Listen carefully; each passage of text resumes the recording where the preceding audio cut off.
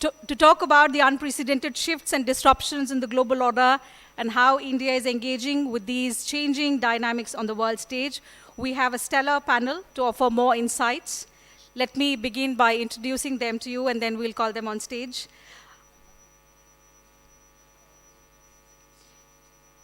It gives me immense pleasure to welcome Professor Dr. Harsh V. Pant. He is Vice President, Studies and Foreign Policy at Observer Research Foundation, New Delhi. He's a Professor of International Relations with King's India Institute at King's College, London. He's also the Honorary Director of Delhi School of Transnational Affairs at Delhi University.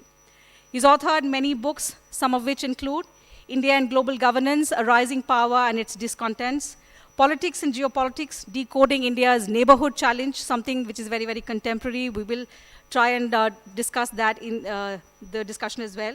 America and the Indo-Pacific, Trump and Beyond, New Directions in India's Foreign Policy, India's Nuclear Policy, the US Pivot in Indian Foreign Policy, Handbook of Indian Defense Policy, and India's Afghan Model. His most recent book, released in March this year, is titled Power and Purpose, Rediscovering Indian Foreign Policy in Amrit Kal, which is co-authored with Anant Singh Mann. May I please request Professor Pant to take a seat on stage, sir.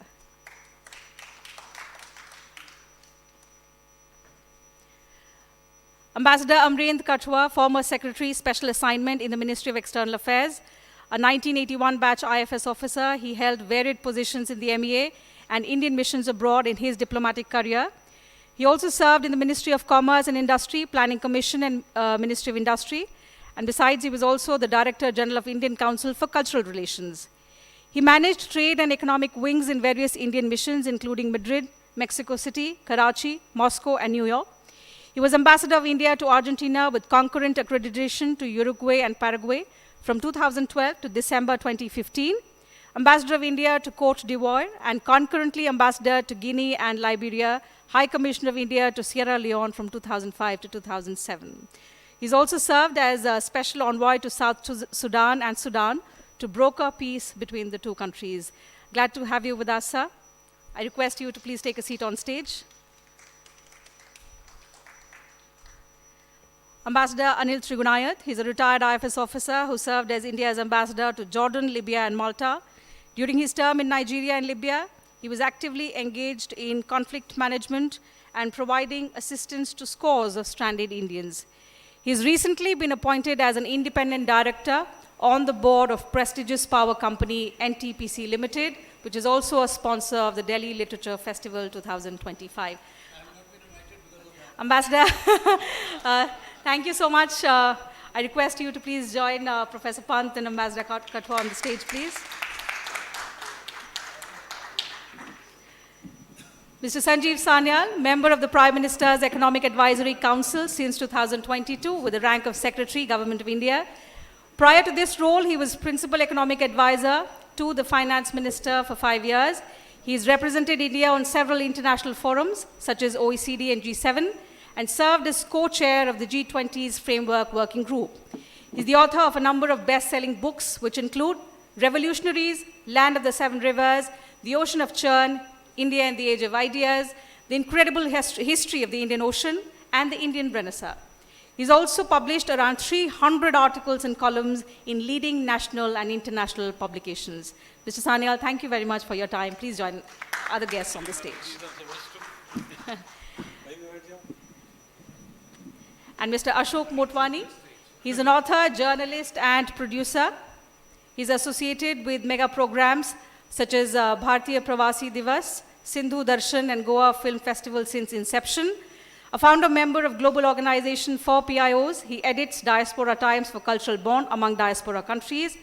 His book, The Indus Waters Treaty, Issues, Concerns, and Perspectives, which he has co-authored with Sant Kumar Sharma, highlights the sensitive issue of water sharing between India and Pakistan. Given the ongoing tensions between India and Pakistan following the Pahalgam terrorist attack, and India's move to put the Indus Waters Treaty in abeyance, it would be interesting to hear Mr. Motwani's perspectives, those that he's shared in the book, and how things are unfolding between both countries now. Mr. Motwani, may I please invite you on stage to join us. So let's begin with a huge round of applause for this illustrious panel.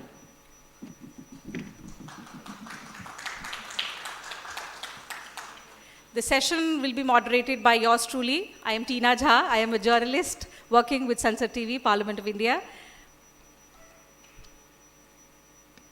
No chair for you. I think they forgot. So if you don't mind, can I ask questions from here? Or no, no. Come. It doesn't look nice. Yeah, come. Find another chair. There you go. There.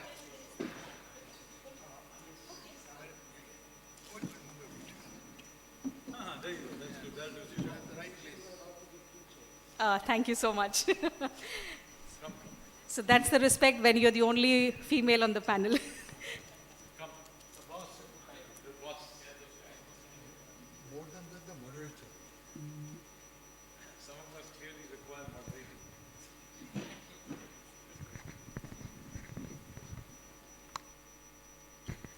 Am I audible? Okay. Thank you so much once again to all our panelists. And it's quite rare to have such a stellar panel and you as the moderator. So I'm a bit nervous today, let me confess.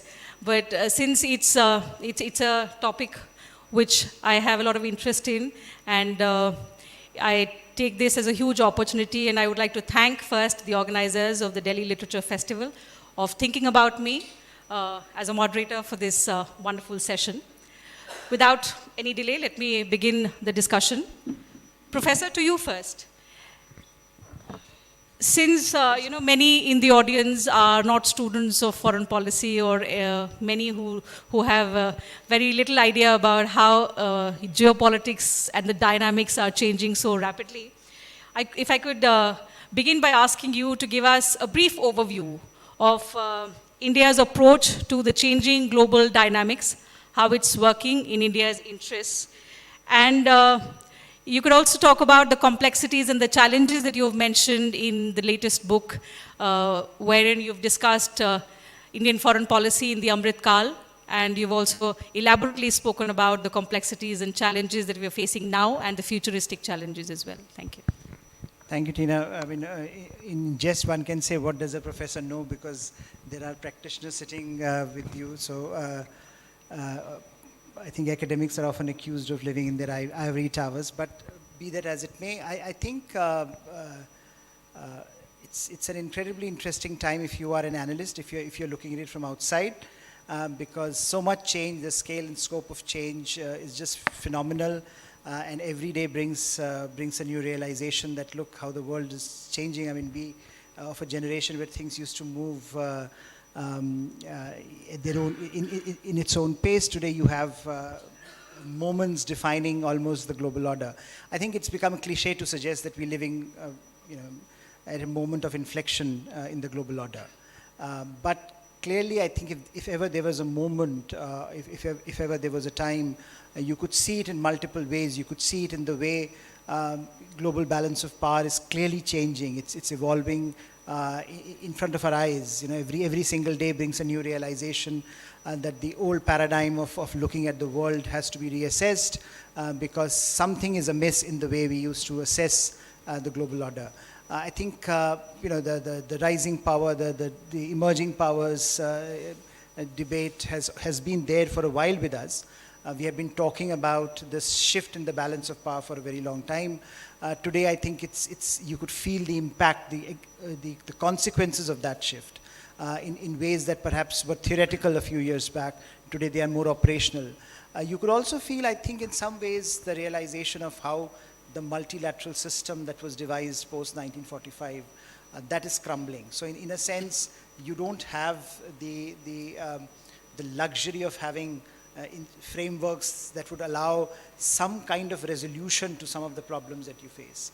So if there is a health issue, let's go to WHO, if the trade issue, WTO. I mean, all of those, institutions have been found wanting in the last few years.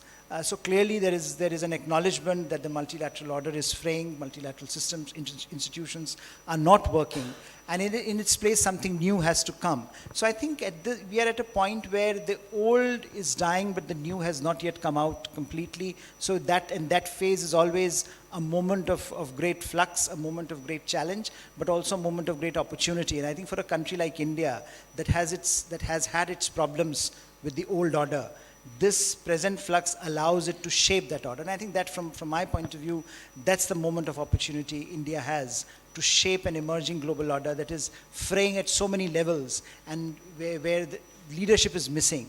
Can India provide that leadership? Should India provide that leadership? On what issues should we be at the forefront? I think those are the conversations that we are beginning to have both globally and more productively, I think, today in the country. If you look at the enthusiasm of the youth for international relations, for foreign policy, that's quite extraordinary. But I think that also reflects the fact that youth is interested in what India has to contribute to the world order. I think my generation and my previous generation, we were all very, very good at telling the world what is wrong. I think now the youngsters also want India to contribute, to provide some solutions. And I think that in itself is being reflected in the way policies are being made, policies are being articulated, and they are being operationalized. So I do think, I do look at this particular phase as one moment where as we move towards that Amrit Kal and as we move towards the last 25 years into the last segment of the first century, I think we do have an enormous opportunity to shape this order. And I think it is also incumbent on all of us to do our bit there. So I would end. And rightly so. We're quite optimistic, Ambassador Trigunayat, also because we understand that despite the deeply polarized world, India has managed to have productive relationships across geopolitical divides. So how do you look at India's global stature, number one, in that aspect? Second, about the approach as well. You've been a career diplomat. You've seen how our foreign policy approach has evolved over the years. So if you could just explain to our audience here, and a lot of them are youngsters, how has our foreign policy evolved, which gives us that confidence, and to see India's stature rise in the global order? Thank you very much and for inviting me today, and you for moderating along with our distinguished friends. Professor Pant has very aptly and succinctly mentioned about the trends that are going on. Today, India's basic objective is the Viksit Bharat 2047. And that at a time when there is a global churn taking place. The old order, as was mentioned, is virtually dead, and Trump has pushed it down the hill. There is unilateralism all the way, and not only in the big powers, superpowers have always gotten away with it, but today we are seeing the middle powers, and their defiance of the international law is very, very common. So there is no international law, there is no United Nations effective, there is a lot of talk, a lot of statements. So what is required to be what we want to be is develop a comprehensive power with sufficient deterrence, both military and in soft power. India is not looking to become a major military power, but a power that can defend itself. That has been our main thing. So that should be the focus. We have seen what happened just now, how we are going to react to it. The world expects and knows, Indians expect and know that we need to give a response to this. How do we cater to that? That's very important. In this kind of a diffused global scenario, it is extremely difficult to make choices. But what India is trying to do, India is going ahead, as I say, that in a time when there are 4 Gs playing out, and that is geopolitics, geoeconomics, geo-religious contestation, and geotechnological contestation. And then Trump happened. So you are having this kind of a G4 plus T kind of a scenario today, in which every country is trying to wade through and find a way. So what do we do here? We have a global comprehensive partnership with the United States, and we have a special and privileged strategic partnership with Russia. We are waiting very well both. And we have been proven right every time. And why so? In my view, and having been a practitioner, as you mentioned, I have found that I put my policy today for the last 15 years, I would say, is moving in a much robust direction. Policy essentials are exactly the same.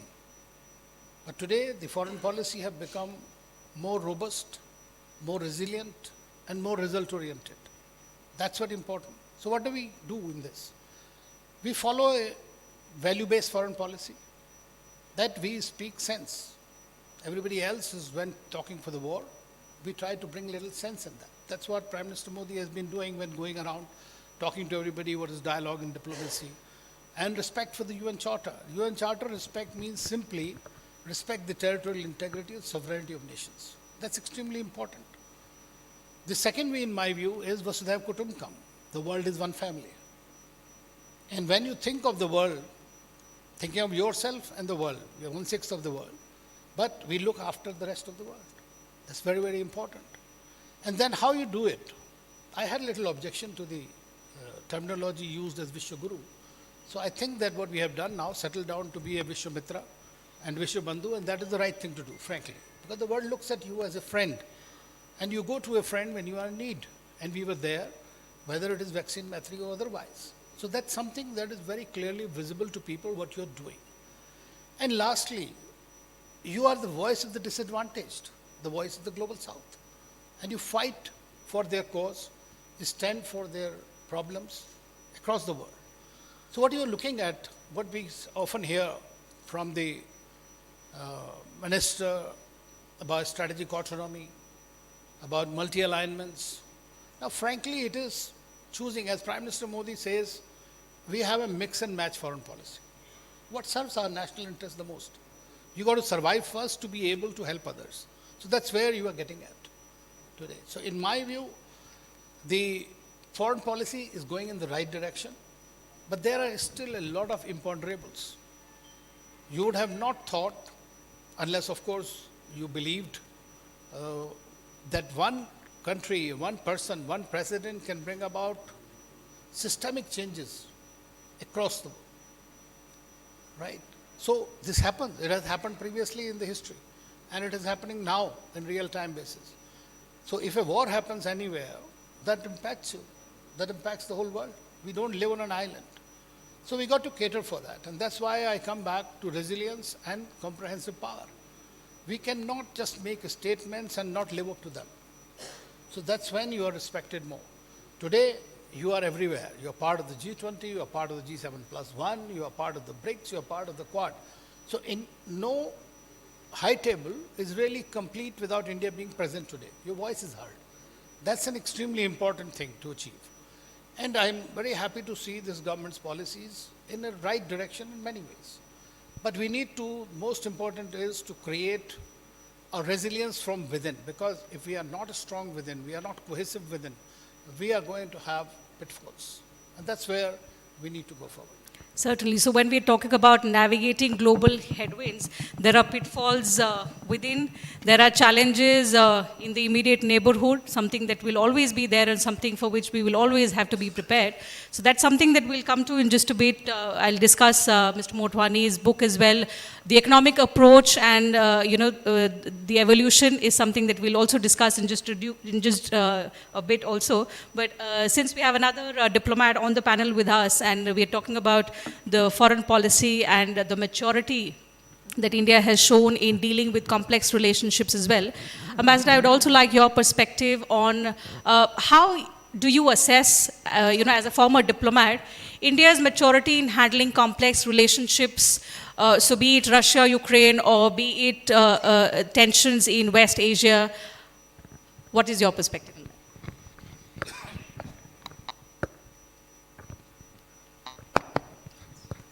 Thank you.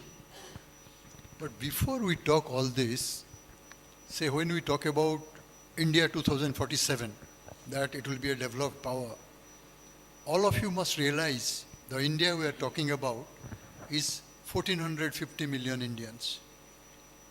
550 million poor, they look for welfare, they look for subsidies, many issues come. surrounding them.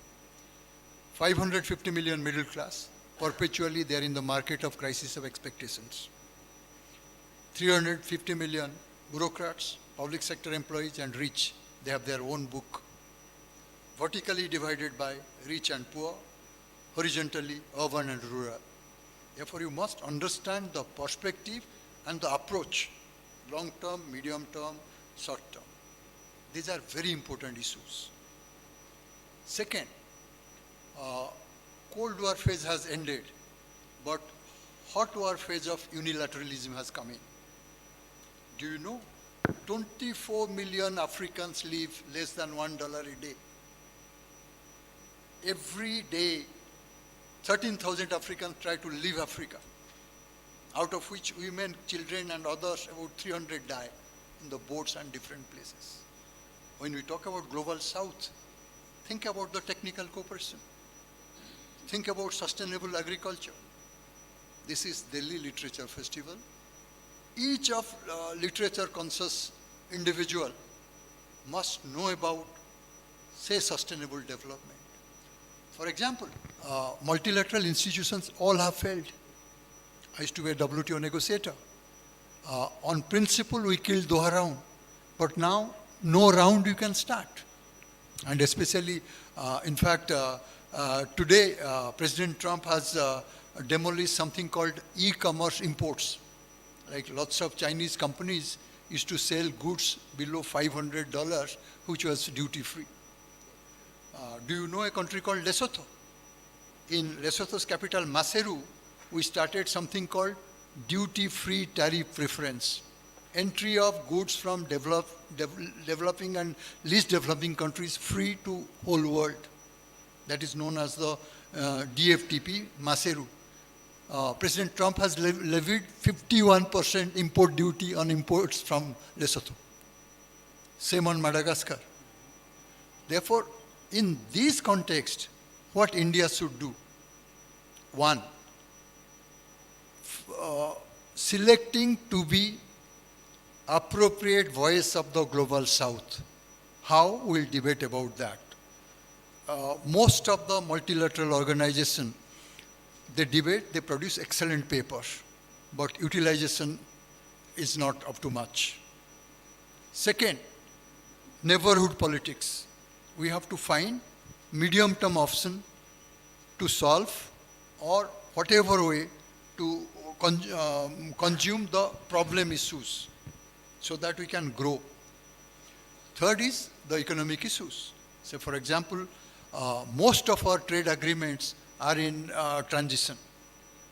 There we have to have national uniform voice on various issues, whether it is subsidies, whether it is agricultural issues, whether it is fisheries issues, etc. In fact, today I was planning to give a talk on tariffs, like what is happening. It is also like USA used to consume. So for example, when we were talking about China, the biggest agricultural export of USA was to China, soybeans. And China cannot manage without soybeans. Now they are looking for options from Brazil, Argentina, etc. Therefore, what I'm saying, you are talking about foreign policy. Indian foreign policy has to have three things. One, immediate short-term option of addressing national issues, that is domestic issues, relationship with USA, European Union, Russia, which is our friend, and conflict resolution with China, and peace in the neighboring areas. Second, our goal to achieve development nation status by 2047, medium term, lots of issues are there. Long term, the leadership approach, where we're talking about peacemaking role, conflict resolution. Say, for example, we have extremely good relationship with Ukraine, with Russia. How come we have not become a peace negotiator? I stop here, then we'll discuss further. Thank you. Sure. Ambassador, you've mentioned a host of issues, and perhaps we'll try and pick them one by one in the next round. But Mr. Sanyal, I'll come to you. Because when we say global headwinds and the global tides, what immediately comes to mind is, and something that Ambassador spoke about, We need to prepare for the future, but we need to be aware and be prepared of what's happening in the surroundings as well, and have a roadmap for that. In recent years, we've had many such situations, starting perhaps with the pandemic, then the global supply chain disruptions, followed by regional tensions in different parts of the world, and now a looming trade war. The question is, what has been India's economic approach? Because despite these headwinds, we've continued to grow exponentially, something that we plan to. How has our approach evolved in terms of economic growth over the years so as to sustain all of these headwinds and walk towards our vision, which is to become a developed nation by 2047? So, you're right. In the last 5 years, we had many shocks, whether dealing with the COVID crisis, the approach we took with the Russia and the oil imports from there, and every single case, and now as well with the tariff wars. One thing you would have seen is that in every single case, we ignored all the experts and did what we think was right. And quite unabashed about this, since I'm at the receiving end of a lot of criticism when we do those things. Let me say that I think we can take reasonable pride that in most of these things we have come out better than most other countries. So what is the first principle? First of all, think this, whatever the issue is, in a cool-headed way from first principles. Do not get swayed by whatever is the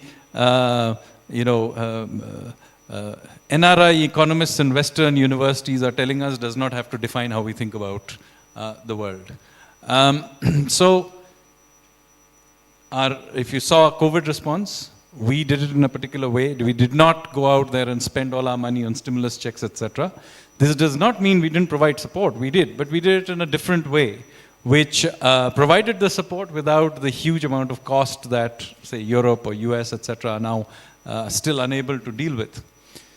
Same thing we did with the Russian-Ukraine war situation. Nobody thought we would get away with being able to import Russian oil. We did. If we had not been able to do it, it would not only have been bad for us, ironically it would have been bad for everybody else, because we would then have crowded up the space of whatever other oil was available. So I think there is now an acknowledgement on both those counts that the Indian system was flexible. We responded doing our own thinking. And so the same thing will happen with the current tariff wars. So let me present to you what the conditions are as follows. At present, remember that 2/3 of our exports to the US are services. They do not face tariffs. Of the 1/3 that is goods, a lot of it is pharmaceuticals, and then electronics like cell phones, etc. They also are not affected. Of the small bit that is affected by tariffs, almost in all cases, there are higher tariffs on our competitors. So net basis, we are in a position where we are not that badly affected as anywhere else. There will be second order impacts, of course, if the world slows down, etc. But the first order impact on it is not very high, if at all. Second, we are very serious about carrying on with getting a free trade agreement with the US, which is progressing reasonably well. From even the US side has been saying this. With the UK, as we speak, our Commerce Minister is in the UK and Europe. So we are going to create our own bilateral deals. We are not weeping about the death of the old multilateral system. That old order did not suit us anyway. Yes, if it had evolved and to something better, then great. But it didn't. I mean, you saw with what the WHO did during the COVID crisis. It played no role. If anything, it tried to cover up things. So under those circumstances, we should not shed tears over the death of the old system. But we have here an opportunity as a rising power, and as some of the other speakers have also pointed out, of being able to shape to some extent the new global order. We are still, even if we become the world's third largest economy, do remember we are far smaller than the big two. So it is not the case that everything we want will happen, but For once, we will be a player in this game. And, with deft management of the system and being clear about our own objectives, we should be able to arrange a place in the new order, which is better than the past, and in certain segments, perhaps even provide leadership. But let's also not kid ourselves that we will, be able to do more than, we need to be clear what is it that we want. And we shouldn't get too emotionally caught into, so-called principles and values and all these kinds of things. In the past, those kinds of things, the 50s and 60s, led us nowhere. We should be far more driven by our own interests and be able to stand up for it. And in the process, we also help other countries of the South, so be it. You're absolutely right. Perhaps it's that optimism that we've chartered our own path. We are focusing on India's interests, and we are trying to help out the underrepresented world, trying to give them a voice. But as our policymakers, Mr. Motwani, are busy navigating the global headwinds, India will always have the dual challenge of the Pakistan and the China factor. And this is where I want to bring in your book because it has timely relevance. You've spoken about the unresolved water disputes between India and Pakistan in your book, The Indus Water Story. And in fact, you had already spoken about these unresolved disputes triggering serious conflict. So now in the wake of the Pahalgam attack, the response that we're seeing from India, we've kept the Indus Water Treaty in abeyance, something which was unprecedented, which had never happened. And that's why it's said that it's the strongest water agreement in the world. It has survived several wars, several tensions. But so how do you see the implications of how things are now unraveling between India and Pakistan? Also, what does that mean for regional stability and India's long-term interests, particularly if I say in the context of the regional stability, the South Asia factor? I would simply say that famous saying, read my lips, read my book. We wrote the book in 2020 and we were pursuing with the officials, and some or other they appreciated everything what we wrote. In fact, I am glad to inform, just 4 days back we were summoned by the Honorable Governor of Jammu and Kashmir, and we put up a 14-page note on that. And there are several issues. It's very easy for somebody to call me and say, "Arey, pani band kaise hoega?" But there are more serious things. From 5 years we have been pursuing that, and we seem to be on a hat trick. Earlier we have written about delimitation in 2003, it happened. 2013, our book has come out from Makhanlal Chaturvedi University about Article 370. When we were doing the work, everybody laughed at us, even our home people laughed at us, but it happened. Similarly, this treaty has to go for renegotiation, come what may. And this abeyance which has happened has come as a silver lining for us. You need to tell us what you're going to write about next. I have had wonderful experiences with him. We were together in Mauritius, but that story some other time. What we are saying. No, but I think we must discuss what has changed now and something that all of you have pointed out, that things are not happening behind closed doors. You are telling the public how we are addressing an issue and why we must do it. We've not done it for years. For decades, we've prevented ourselves from speaking about it. But now is the time to bring about that change and hit it where it hurts. Lot of work is going on in the background, and as I said, that we were pursuing the matter. And at that time, lots of officials, they said, Abhi shant rahiye, Pakistan is just not on our agenda. Baad mein baat karenge, baad mein baat karenge. But unfortunately, this incident has happened, and immediately they have said, isme na ek financial angle hai. Pakistan has done no work on their side. You can see my interview on Lok Sabha TV. It's about 18 minutes along with the minister. I have discussed all the 5 points in that. We have done lot of work, and you people are like a family. I can share certain things, that the share which we had, despite all our investments, we are still not complete. Like we are supposed to use 22.8% and we are near 20 plus, something like that. And this is despite thousands of crores of investment. क्या हो रहा था कि Pakistan knew that they are at our mercy and we are playing a role of a big brother. So they took it easy as if like गाड़ी चलती रहेगी. ऐसा नहीं होता है कभी भी. So they started putting unnecessarily tangles, legal issues. Her time वो लोग कोर्ट में गए हैं, हर साल केसेस हुए हैं इंटरनेशनल आर्बिट्रेशन में.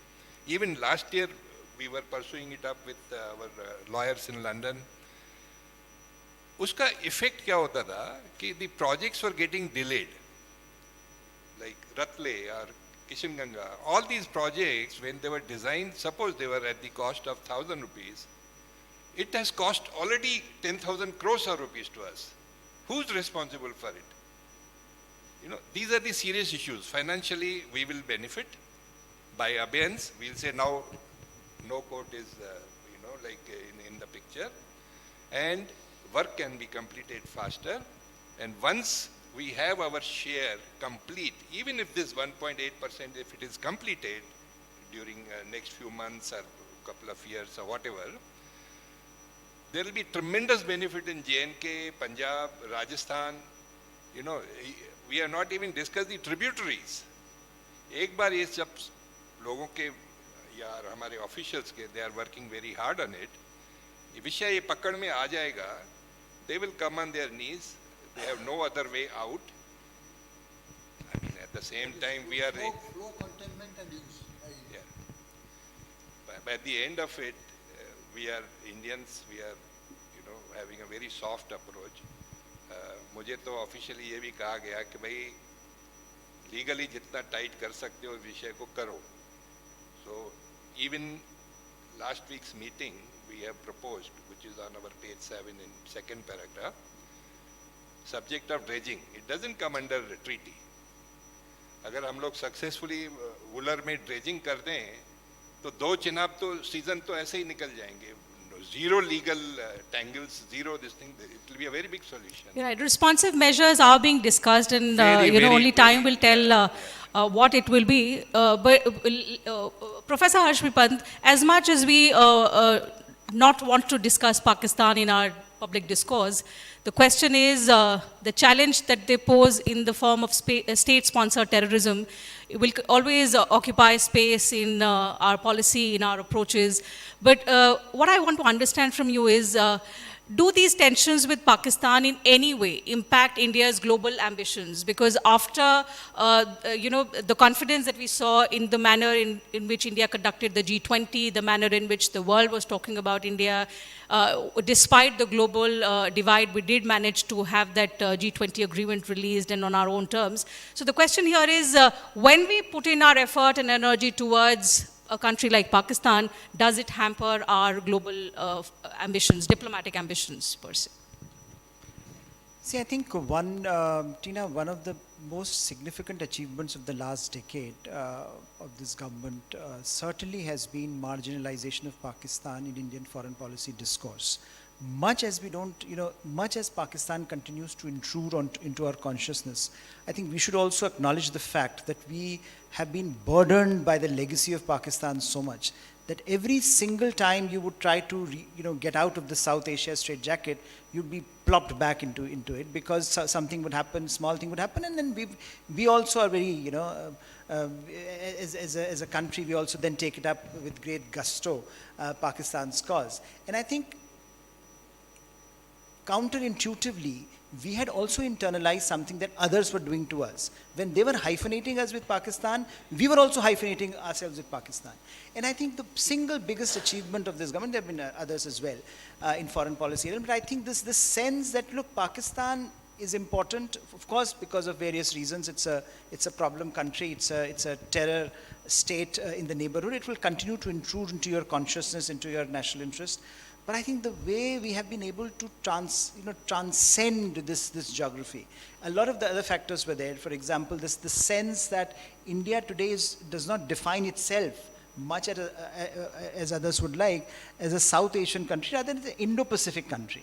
And I think that simple nomenclature change, massive change in outlook and an approach and the way the world looks at you. And I think the hyphenation or dehyphenation with Pakistan that certain countries started doing early, but I think it took us a while to do that. And I think this government has worked really, really hard in that space. So if you are looking at the arc of Indian foreign policy over the last decade, this is one thing that makes me personally very glad, because ultimately the questions for India are much bigger. We have to operate at a much bigger scale on the global stage. And that's why the worry there also is, Mr. Sanyal, that we worked really hard in terms of bringing ourselves uplifting our people. The question is, does India, when we are consumed by what Pakistan does to us, and look at the narrative, what we are discussing over the last few days in the media is only Pakistan and what kind of responsive measure we are going to give to Pakistan. I'm not saying that's wrong, but can we allow a country like Pakistan, which nowhere compares to India today in terms of development, can we allow them to impact our narrative? And will it have any kind of impact on India's economic narrative on the global stage? Well, I mean, we do need to be careful by this hyphenation problem that he mentioned, because, I mean, we have worked hard to sort of de-South Asiafy ourselves in recent years. We much more strongly use the word Indian or even Bharat to define ourselves rather than South Asian. In fact, the term South Asian has over time ended up signifying groomer gangs in North England now. So, so that is why we have been able to climb out. And I agree with you that, we shouldn't allow Pakistan to drag us back into the morass of Indo-Pak being the conversation. However, some sort of a response to this recent event certainly is warranted. But that, as I said, there has to be appropriate and done at an appropriate time. But the larger issue is true, that whatever we need to do vis-a-vis Pakistan in the short term, the wider agenda is to simply leave them where they are and carry on with our agenda of essentially wanting to be a serious global economic and other kinds of power. And so I think that dehyphenation is an important part of our agenda. Ambassador, we did leave them. For the last 10 years, the kind of transformation that India has seen, there is no comparison between where they stand and where we stand in terms of development, in terms of the progress that our people have seen at every level and in every sector. But the result was a Pahalgam. So the question is, even if we leave them, they don't leave us. So what is the solution? You see, one thing is there. The terrorism is a reality. And the world has to deal with it. Today, India is in the forefront of it. We see a lot of hypocrisy and double standards across the world. Good terrorists, bad terrorists, my terrorists, your terrorists. So that's going on. We have to deal with it. And it's coming from one country. It could come from the next. Now Bangladesh could again become active. So that is where we have to have secure border. Internal security should be at the ace. It's important, absolutely important. But today India, if at all it looks at some kind of a competition or competing, that is with China, and China is going to be your biggest challenge, not Pakistan anymore. Pakistan has done something, so it has become in the news. Now we don't know how many hundreds of terrorist attempts have been defeated by the agencies. It's a one-off shot, and then they do take it, and we have our own weaknesses. I mean, there were not a police beat even the place in Pahalgam where you're going to have some kind of an accountability internally is also necessary. So at the same time, I think that Pakistan, I always believed in it. It's less than your state. It always was able to drag us down to their level. That's unfortunate. Today it has changed. So we should not bother about them, nor should we react to every statement that comes from Pakistan. Then only you can rise above, because you are looking at a global challenge. Now your global leadership or being a part of the global discourse, who is going to prevent you? Not Pakistan. It's going to be China. It wants you to get stuck in this so-called South Asia. So my suggestion is, let's forget about neighborhood first policy, let's forget about Act East, this, that. We must make an Asia policy, which should be total and in which you have subsets. You see, the neighbors are the gift of geography, but they're the pains of history. That's right, and I recall one of our union ministers having said that we can change our friends, but we can't change our neighbors. And that's a challenge that India will always have. But Ambassador Katwa, if I can, take a related question on Pakistan, because that's something that is the most contemporary challenge for India. You've served across continents in different countries, representing India, including Pakistan, yes. So the question here is, when India today is dealing with Pakistan, we are calibrating on the kind of measures that we have to undertake as a response to the Pahalgam attack, because clearly it was a state-sponsored terrorist attack on our own people. And like the Prime Minister said, it was not an attack on the tourists, it was an attack on the heart of India. And we are going to find the terrorist, and we are going to make sure that justice is done to the victims. But the question here is, when we are contemplating measures, to what extent does international support or international neutrality impact India's measures in dealing with cross-border issues with Pakistan? See, as Ambassador Triguna had said, we have to deal seriously with China. Second, like USA, we have vacated lots of our industries.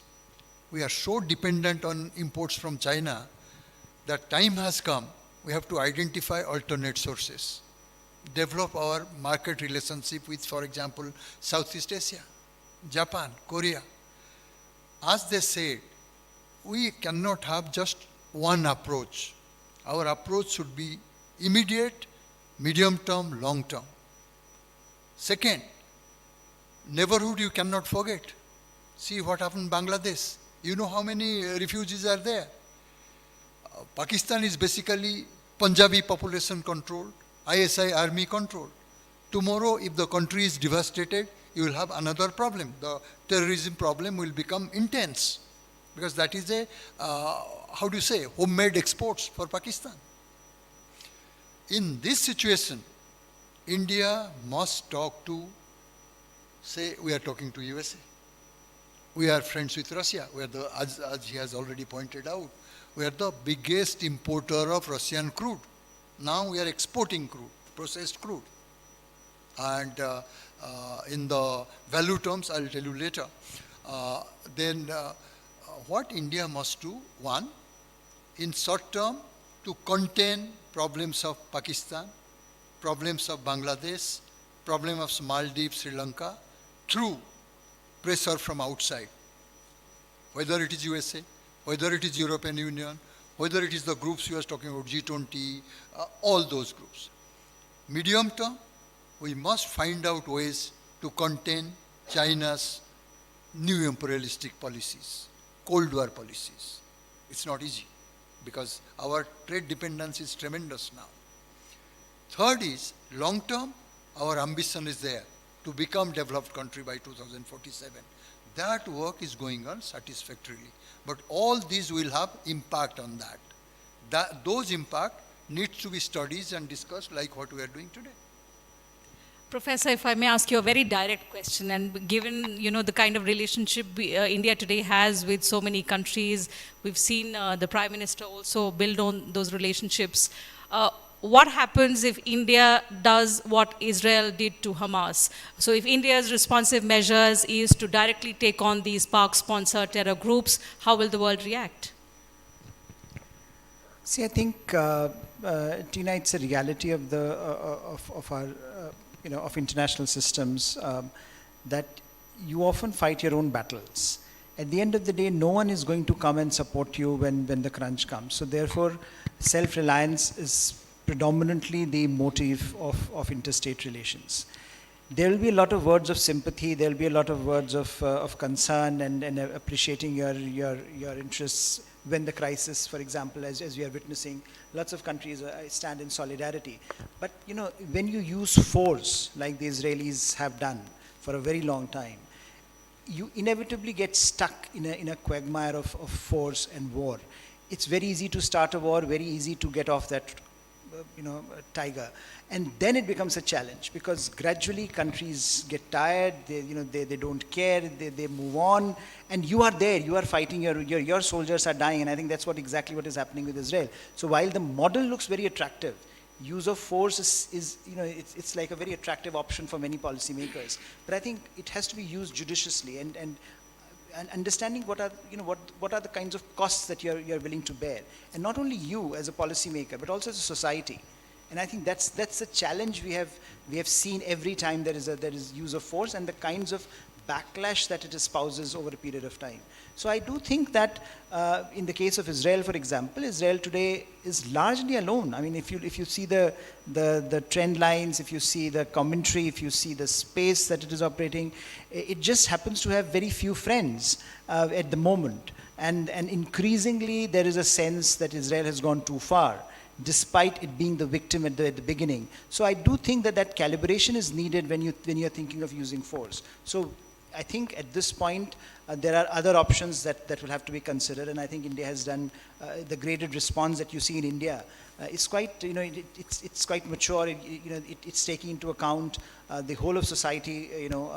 Operations. I think we were talking about in Indus Waters Treaty. The fact that if the terrorists were targeting Indian society, we are also sending out a message that look, this is going to have huge costs on the Pakistani society, but we are okay with that now because that's the mode of operation you have decided to take. So I do think that there is, in a sense, a calibrated approach we are moving forward, but a direct use of force, a warlike situation, often becomes very, very dangerous. So I mean, I'm no one to comment on whether it should happen or not. Okay, Ambassador, when war is... One small information. Sure. There are 1.2 lakh Indo-Pakistani spouses.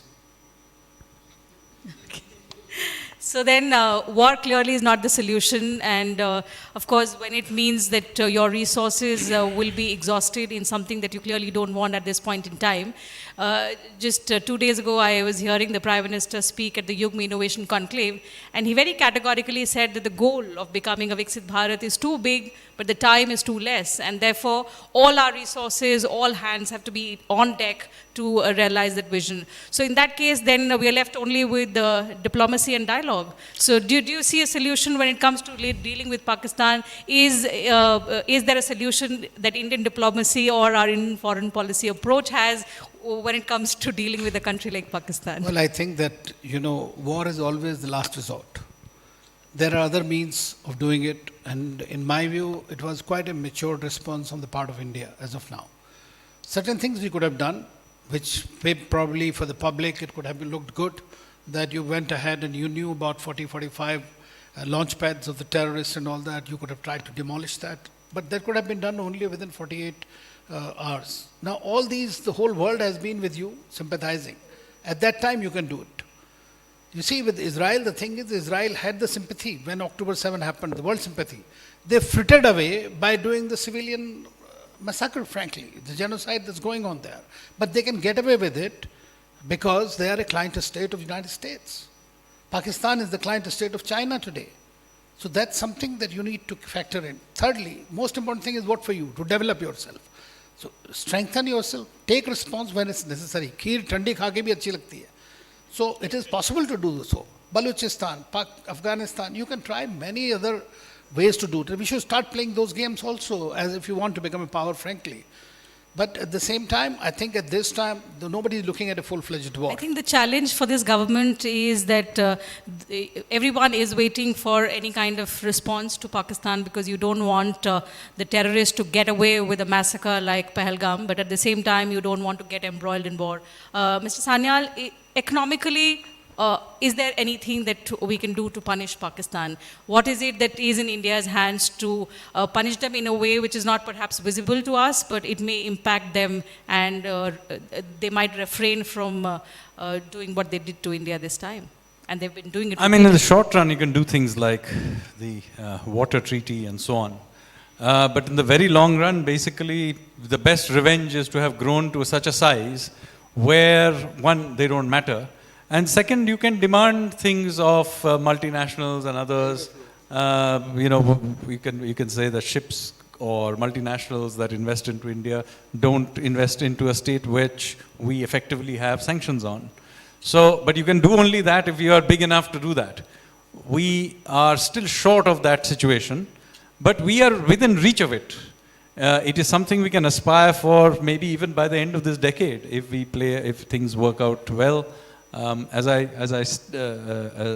was hinting earlier, didn't say, but I can see that the world order in terms of supply chains will very quickly split into two universes. One will be a US-oriented one, one will be a China-oriented one. And certainly we are part of the US one, which is likely, although we won't probably completely disentangle with China. We will certainly be an important part of that new universe that emerges.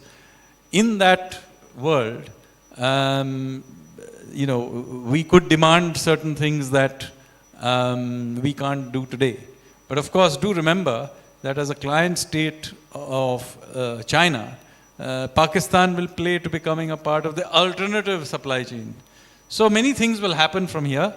The most important lesson of the last many years, as I said, even on the economic policy, but even on this, will be clear about your interests, act flexibly when opportunities arise, and don't get bogged down into what experts are telling you, because the ability to act when those opportunities arise by working things out from first principles is 90% of the game. Absolutely. Mr. Motwan, you wanted to add something? I am looking at it from a human angle also, and I would like to add a couple of points why this book came into picture. If you recollect, there were statements from officials कि वो typical filmy बूंद बूंद के लिए तरसा देंगे, पानी बंद कर देंगे, and all that. So our antennas went up because World Bank was involved, and it has to be taken, seriously, not like filmy dialogues. So we went up to the big boss and said, and gentleman that he is, and his style is so, nice, क्या चाहते हो? So I said, change your statement in first place. Say something like, blood and water will not flow together, terror and talk will not go together.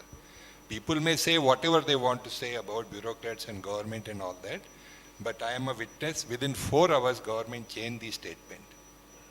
And then I was summoned because I have been fortunate enough that Indus River I have seen on both sides. 1586 kilometers river is on the other side. But we have only very limited, and functional is only 26 kilometers, which is in Ladakh and Leh.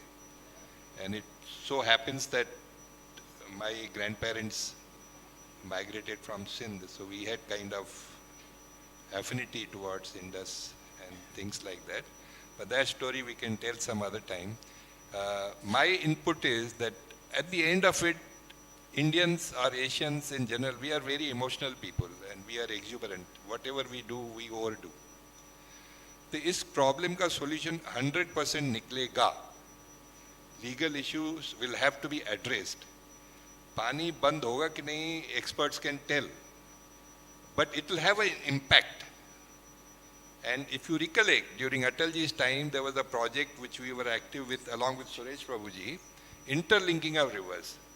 Now, something of that nature, if it is added, I am telling you, all our water issues will be resolved.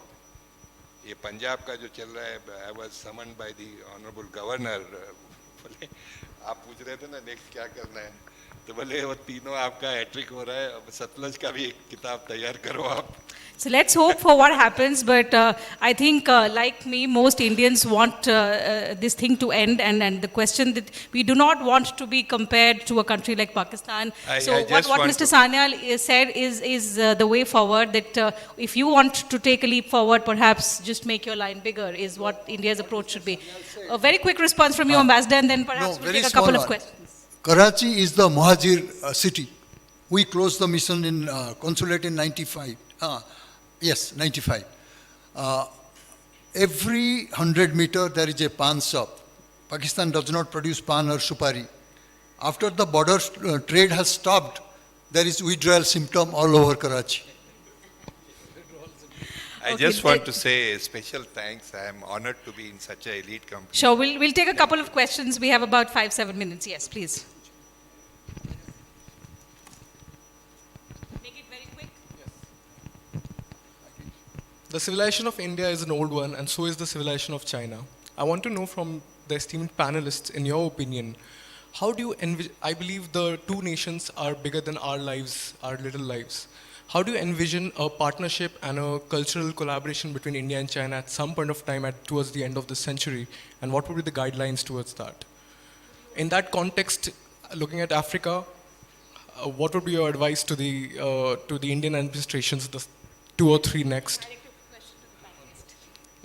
Yes. So anyone from the panelists who would like to take that? You want me to answer it? Yes. Okay. Well, I mean, obviously, we are very old civilizations, and interestingly, both India and China view themselves as civilizational states and not as nation states of the conventional kind.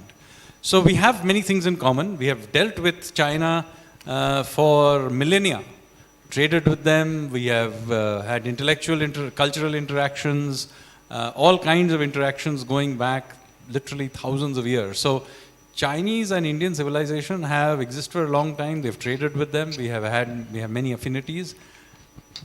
But as things stand today, we do have friction.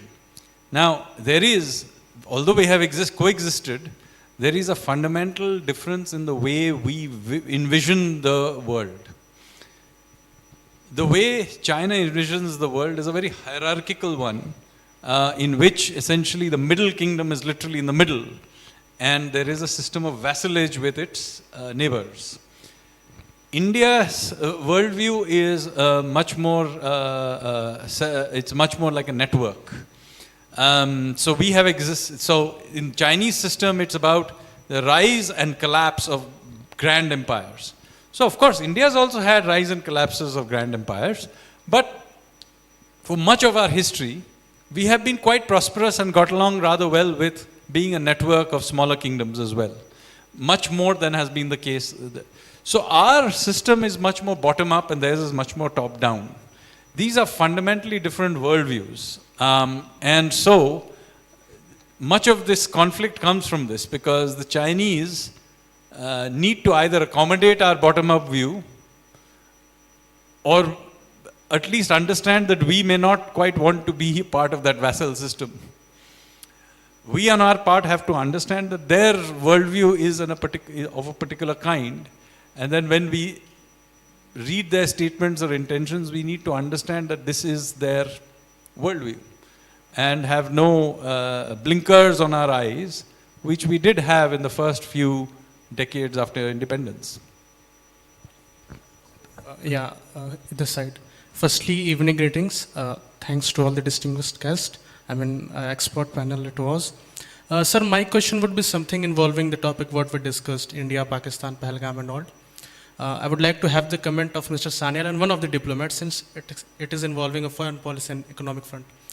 Few months back, our Foreign Minister Sahab, Honorable Foreign Minister Sahab said that the cost of attacking Pakistan is less than the cost of not attacking Pakistan. So what will be your take on that? I want your comment. Look, there are many calibrated things that can be done. It's not a black and white thing. There are many shades of gray, and the level of control that one institutes in that intervention will matter, and the combination and how long it is done. It is true, as our Prime Minister and Home Minister have said, that something clearly needs to be done, otherwise you will be encouraging a rogue nation.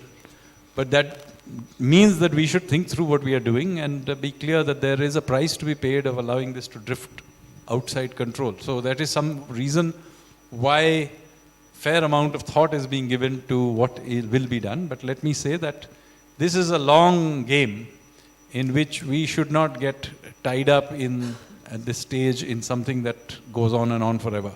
But a clear message, yes, does need to be sent. I think we started off our discussion with India's mature approach towards, having its own path and not being bogged down by the geopolitical divide. So perhaps the best thing for now is to wait and watch and have trust in the leadership.